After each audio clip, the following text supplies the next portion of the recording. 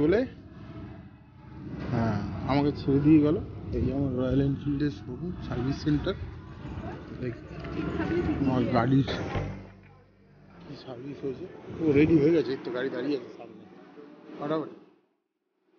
আমার গাড়ি রেডি, তার আগে ঝাড়ফাড় দিয়ে নিচ্ছি। আচ্ছা হ্যাঁ হ্যাঁ হ্যাঁ হ্যাঁ বিল করে দেবো। সেটা হলো আমাদের এই যে রুবির পিছনে যে রয়্যাল এনফিল্ডের সার্ভিস সেন্টারটা আছে, ওইটা এখানেই দিই। আর কি করবো, খারাপ আছে সার্ভিস, একটু খারাপ। বলছি আমার টুকটাক হয়ে গেছে,